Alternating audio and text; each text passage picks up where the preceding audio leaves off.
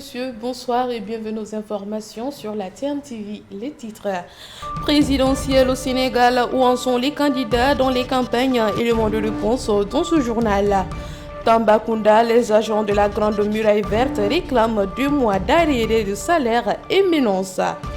Autre titre de cette édition, milieu scolaire au Mali, la dissolution de l'AEM, l'association des élèves et étudiants du Mali, avec notre invité, le président de l'ASMS, l'association des élèves et étudiants stagiaires maliens au Sénégal.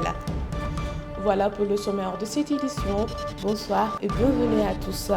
Les agents de la Grande Muraille Verte du Réget sont restés 2 mois sans salaire, une situation insupportable. En cette période de Ramadan du Carême, ces agents au nombre de 700 indexent le ministre de l'Environnement et menacent. Ngagne Sarr, délégué national, est au micro de Amadou Diallo. Nous jeunes du programme Xëyu Ndaw ñi sommes restés 2 mois sans percevoir nos salaires. Une situation inadmissible, inacceptable et incompréhensible. Nous sommes surpris de vivre cette situation car depuis l'arrivée du DG Oumar Abdoulaye Ba, les salaires étaient payés à temps, chaque fin du mois. Malheureusement, depuis janvier 2024 jusqu'à nos jours, nous sommes restés sans voir la couleur de l'argent. Imaginez-vous, dans un pays où la vie est chère et en plein Ramadan et Carême, combien de fois il est difficile pour un travailleur et soutien de famille de rester 2 voire 3 mois sans salaire. Malgré cette situation, nous avons entendu et suivi le ministre de l'Environnement dans une chaîne de télé dire qu'il n'est pas au courant de cette situation. Nous tenons à rectifier le ministre, car nous avons interpellé le directeur de la déforestation et de la Grande Muraille Verte, qu'il nous a indiqué qu'il n'a pas de budget. Nous rappelons également aussi que des arriérés de salaire des années 2021-2022 n'ont pas été payés jusqu'au moment où je vous parle. Nous invitons solennellement le ministre de l'Environnement à régler rapidement le problème. Si rien n'est fait, nous comptons donc nous concerter d'abord entre délégués, les 46 délégués des différents départements du Sénégal. C'est une situation nationale. Nous sommes 7000 agents. 7000 agents. Je le disais tantôt dans les titres, les campagnes avec les candidats à l'élection présidentielle se poursuivent à Rufisque. Les responsables de la coalition Benno Bokk Yakaar ont lancé leur campagne électorale par une réunion d'information sur les enjeux de la présidentielle. Occasion saisie par le coordinateur de Benno Bokk Yakaar de dénoncer la posture du candidat de Yewwi Askan Wi dont le programme politique n'est pas conforme aux principes républicains du pays.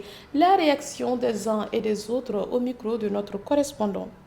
Sénégal dañ doon wax réewu teranga la Sénégal dañ doon wax réewu jàmm la mais ku xool li fi xew ci at yi passé nga xam ne suñu delloo waatul suñu xel indiwaat njaboot bi ci xel li nga xam ne ci lañ ñu yare ñun ñëpp bi xelu diine réew mi dinañu réew te suñu réew réeree musiba dal na.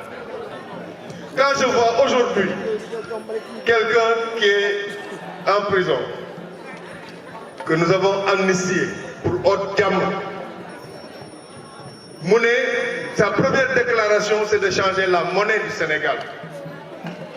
Le CFA mu ne nay changer outil beneen monnaie. ngeen yaakaar ne kooku matati na pour yor réew. Nous avons une administration organisée mu ne day dindi le poste de premier ministre pour créer un poste de vice-président. ma ne réew mi nañu yeewu. Une continuité s'impose pour que dëkk bi mën a am naataange dëkk bi mën a am jàmm parce que jàmm ci la lépp xaj parce que gars yi bii ñëwee ba léegi ci ay fitna la ñuy yokk. Et je pense qu'on n'a pas besoin de ça pour développer le Sénégal. Moi, yaakaar naa ne li fi jaar war nañu yee ci lu bari. Les vendeurs de rêve là, il faut que ça cesse. Nañu jël suñu yëf Amadou Ba mooy suñu candidat ñu votel ko pour que mu perpétuer yu baax yi fi. À Tambacounda, le candidat de la coalition Amadou Ba a été accueilli par une foule immense. Les responsables réunis autour du Premier ministre Sidiki Kaba ont aussi reçu le parti de la mobilisation au cours du meeting tenu au stade régional. Amadou Ba a répondu à un de ses adversaires. Il a annoncé également la construction de l'hôpital de niveau 3 et l'achèvement des projets en cours dans la région. Le point avec Amadou Diallo. Le dimanche 24. Dem wote ji ndogu jubilé. Certains candidats parlaient de monnaie locale alors que nous devons aller à l'intégration.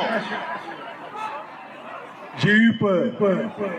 C'est dire à l'inexpérience, à l'incompétence, ils associent le manque de sérieux. réew kenn du ko caaxaane munoo xëy ne lii lay def bu ngeen ma falee lii lay def commencé ko campagne changer programme kooku de wane ni xamoo foo jëm mënoo buggoo sax et leur objectif c'est en réalité de désintégrer le Sénégal tas Sénégal ay morceaux dégg naa tey sax léegi dañuy toxal capital yóbbu ko feneen mu mel ni capital la da ngay bind rek tey jële ko fii yóbbu fële il commence à devenir un danger pour le pays et c'est aux populations de régler ça le dimanche 24 en votant pour la sérénité, en votant pour l'expérience, en votant pour la poursuite du plan Sénégal. Toujours dans la campagne présidentielle à l'issue de sa caravane, Mahamadou Lamine Diallo Teki s'est prononcé. Selon lui, les décisions du Conseil constitutionnel s'imposent à tous et avancent que le PDS a le droit d'aller devant la justice. S'il n'est pas content, il est au micro de notre correspondante Mariata Sala. La Cour suprême a donné rendez-vous au PDS en fait. C'est le PDS qui a déposé le recours. Il est évident. Il est vrai que parmi eux, il y a des députés, membres de notre groupe parlementaire, qui demain seront, je pense, ou leurs avocats à la Cour suprême pour examiner le recours. Mais en ce qui nous concerne, c'est le fonctionnement normal de la démocratie et de l'état de droit. Ceux qui ne sont pas contents peuvent toujours, ceux qui ne sont pas d'accord, peuvent toujours aller devant la justice. Et c'est important que la justice puisse jouer ce rôle, parce que c'est elle qui permet de normer les comportements, c'est elle qui permet de faire en sorte que la société de confiance puisse s'établir. Mais la contrepartie de ça, c'est que lorsque la justice prend une décision, il faut l'accepter. En l'espèce, le Conseil constitutionnel, qui est le régulateur du jeu électoral dans notre pays, a pris un certain nombre de décisions. Or, les décisions du Conseil constitutionnel sont des décisions qui s'imposent à tout le monde sans voie de recours. Maintenant, on va voir ce qui va se passer. Nous faisons confiance à la justice en tout état de cause. Nous sommes pour l'état de droit. Nous sommes pour le modèle démocratique du Sénégal basé sur la République et l'état de droit. C'est ce que tonton Ibou Diallo nous a appris et nous continuerons dans cette direction sans hésitation ni murmure. Le chef de village de la région de Sédhiou ont initié une journée de lecture de Coran dans la grande mosquée de Bambali pour les élections avec zéro violence. Le Saint-Coran a été visité 1000 fois. Le point avec Mariata Sala. Mamadou Lamine Diallo. Pour avoir des élections apaisées au Sénégal, les chefs de village de la région de Sédhiou se sont réunis à Bambali pour organiser des journées de lecture de Coran.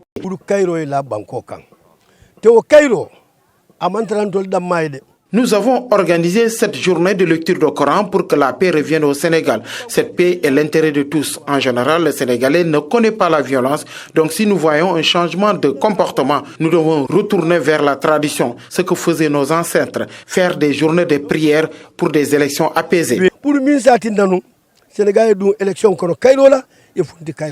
Selon le maire de Bambali, cette initiative est arrivée au moment opportun. À cause de la tension qui se trouve au Sénégal, parce que le Sénégal c'est un pays de dialogue, c'est un pays de la teranga. On doit tout faire pour ne pas brûler notre cher Sénégal. Le conseiller technique de l'association des chefs de village pense que le Sénégal est un pays de paix. Le Sénégal est un pays modèle dans la sous-région. Nous avons vu sur le plan politique, le Sénégal est entouré de pays de feu.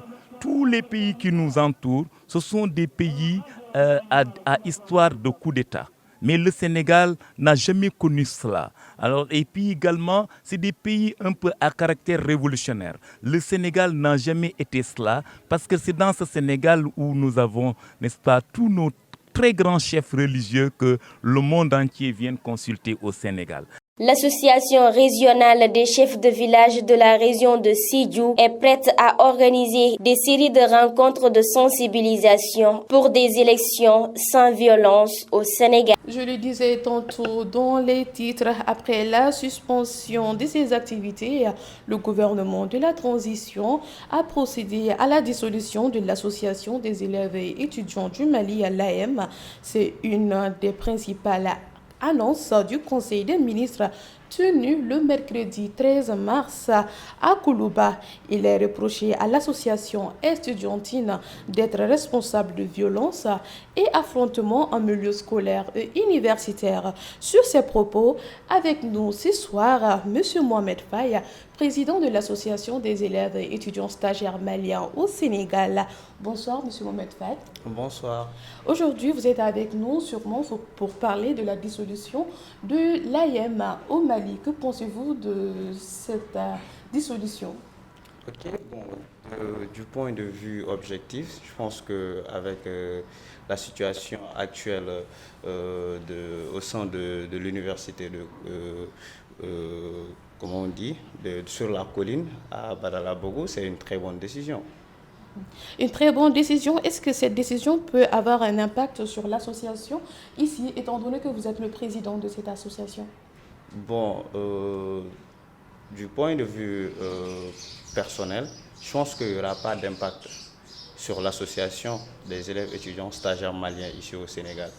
Donc, qui n'est pas une association qui est rattachée directement à l'AM, mais on peut dire que l'AM a été une association qui a été créée au sein du Mali et à travers l'AM, les ressortissants maliens qui venaient étudier dans d'autres pays, donc ont eu la vision de créer une association au sein de ces pays-là pour voilà, la cohésion sociale entre la communauté estudiantine malienne. Donc ce qui veut dire que l'AM est l'association mère des autres associations? Oui, en quelque sorte. D'accord. Est-ce qu'on a dit l'AM, ça défend l'intérêt des élèves étudiants maliens au Mali? Donc, est-ce que c'est la même vision dans les autres pays, étant donné que c'est l'association mère? Oui, c'est la même vision. Je pense que si on retourne un peu en arrière, l'AM a été créée. Auparavant, ce n'était pas l'AM, c'était UNEM. C'était Union des étudiants maliens, du Mali, quoi. Donc, après, c'est une association qui a connu 3 transitions. Après, il y a eu l'Union des élèves et des étudiants qui est venue UNEM encore. Donc après, c'est après la dissolution. Ce n'est pas une première fois qu'on a dissolu ça, c'est la deuxième fois. Donc après la dissolution, il y a eu l'association des élèves étudiants du Mali qui est venue, qui est l'AM. D'accord, donc vous avez donné en quelque sorte le sens de l'AM. Donc étant président de l'association des étudiants maliens stagiaires au Sénégal, après la dissolution de l'AM au Mali, qui est là pour l'intérêt des élèves et étudiants maliens, comment est-ce que l'intérêt des élèves et étudiants maliens sera défendu actuellement où il n'y a plus d'association en leur nom? Ok, bon, sur ce point-là, je pense qu'avec nos autorités, ils doivent prendre en compte cette situation. Donc, vu qu'ils ont eu à dissoudre l'association, pas pour des objectifs politiques, mais ils se sont basés sur l'assise nationale qui a été faite au Mali et ici au Sénégal. Donc c'est une recommandation de l'assise. Et maintenant, je pense qu'avec le ministère tutelle, donc ils doivent prendre compte de ça, essayer de mettre en place un système pour permettre aux étudiants de revendiquer leurs droits. D'accord, donc c'est ça. Actuellement, nous avons vu par rapport aux internautes, à la réaction des uns et des autres, que tous les Maliens ou encore tous les étudiants ne sont pas pour cette décision. Comment faire pour adhérer ces autres personnes qui ne sont pas pour cette décision, alors que l'association a été mise en place pour défendre l'intérêt des élèves. Mais nous avons vu que cette association est allée vers un autre chemin, c'est-à-dire la violence sur le milieu scolaire. Oui, effectivement, c'est vrai. Je pense que voilà, tout le monde n'a pas cette même avis-là. Mais il faut savoir que, comme vous l'avez dit, c'est une association qui est là pour défendre l'intérêt matériel et moral des étudiants et des élèves du Mali. Et au fur et à mesure que, voilà, c'est une association qui s'est bien développée, parce qu'on ne peut pas les nier. C'est une association qui a joué énormément beaucoup de choses sur le plan politique du Mali. Donc aussi, on revient sur les événements de 1991 avec le régime de Moussa Traoré. Donc après ça, bon, il y a eu pas mal de choses qui se sont passées au sein de l'AM. Et moi, étant un jeune étudiant ou un élève au Mali, quand j'avais pas eu d'avoir mon bac, quand on me parlait de l'AM, je pensais juste à la violence. Et ça, c'était pas normal. Il faut juste qu'au sein de cette association-là, que les étudiants et les élèves prennent conscience. Il faut qu'il y ait une prise de conscience. Ça ne doit pas être une association qui est là à appeler la violence ou bien le banditisme. Parce qu'avec ce qui s'est passé au Mali, la mort d'un de nos camarades, paix à son âme, donc c'est pas normal. En milieu scolaire, dans un espace universitaire, on ne doit pas avoir un espace qui est dédié à acquérir du savoir, la connaissance. Ce n'est pas aussi normal que ces actes-là se passent là-bas. Donc en tout cas, moi je pense qu'il faut conscientiser ces jeunes-là. Il faut que l'association, il devrait revoir les critères des élections, essayer de voir comment intégrer le maximum de personnes, parce qu'il faut le dire, hein, l'AM c'est un groupe un peu strict. Hein, et puis c'est un cercle un peu fermé, quoi. C'est pas tout le monde qui a accès. Voilà, par exemple, tu te lèves un beau jour, tu as des ambitions à intégrer l'AM, il faut passer par des trucs, on sait. C'est un peu compliqué. D'accord. Sinon, selon certaines personnes, ils disent seulement de trouver des solutions afin de corriger ces quelques petites erreurs qui sont au sein de l'association au lieu de dissoudre cette association. Que pensez-vous sûrement de cet acte? Bon, je pense que ça aussi, c'est une bonne solution. C'est une solution. Maintenant, bon, avec nos autorités, je pense qu'ils doivent au moins organiser une assise avec les étudiants, essayer de voir comment ils vont discuter, parce que voilà, on est dans un pays où chacun a son mot à dire. Donc c'est une association de syndicats, c'est le syndicalisme total au sein de l'AM. Donc c'est pour défendre les intérêts des étudiants. Et je pense que ces étudiants-là, ils doivent prendre conscience de cet héritage qui a été laissé pour nous. Donc il faut qu'ils essaient de trouver une solution, au moins de revoir certaines choses au sein de l'AM. D'accord. Donc enfin, qu'avez-vous à dire, un conseil à lancer aux autres étudiants, aux autres élèves, étant donné que vous êtes le président de l'association des élèves et étudiants stagiaires maliens au Sénégal ici? En tout cas, d'abord, je vous remercie de m'avoir invité pour venir discuter de ce sujet, voilà, qui nous concerne un peu plus. Et par rapport au message que je vais lancer à mes très chers frères, mes très chers camarades, il faut savoir que dans la vie, l'ambition individuelle sert le bien commun, mais le meilleur résultat arrive lorsque chacun fait ce qui est bon pour lui et pour le groupe.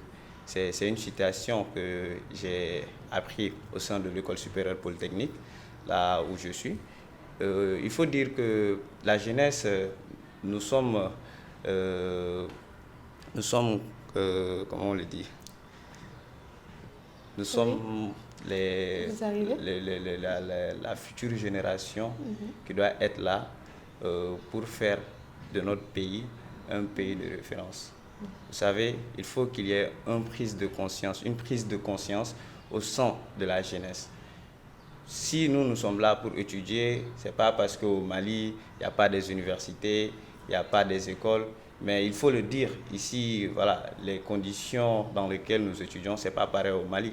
Et je pense que nos autorités doivent prendre cela en compte. Il faut qu'ils essayent de voir le système éducatif du Mali. Il faut qu'ils essayent de voir comment les administrations sont en train de travailler, comment les écoles, les lycées. Auparavant, le Mali était un pays de référence. Tout le monde venait au Mali pour étudier, que ce soit la médecine, que ce soit sur la colline de Badalabougou, que ce soit à Pongé. C'était un pays vraiment un pays de référence concernant l'éducation. Donc il faut que les autorités prennent en compte de cela, essayer de mettre en place des programmes pour accompagner ces jeunes-là et essayer d'améliorer la condition de vie des étudiants maliens. D'accord, nous vous remercions, Monsieur Mohamed Faïa, pour votre intervention sur la question délicate de la dissolution de l'AEM.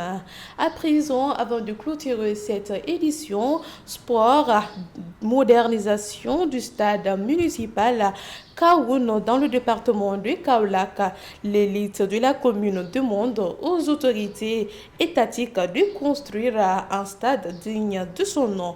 Fatou Sen Diouf, maire de la commune de Kaoun, est au micro de notre correspondant. Comme vous le savez, un stade n'est jamais construit par une municipalité. Déjà, des municipalités de ce genre, des municipalités qui n'ont pas de budget digne de son nom. Déjà, la construction d'un stade nécessite des centaines de millions.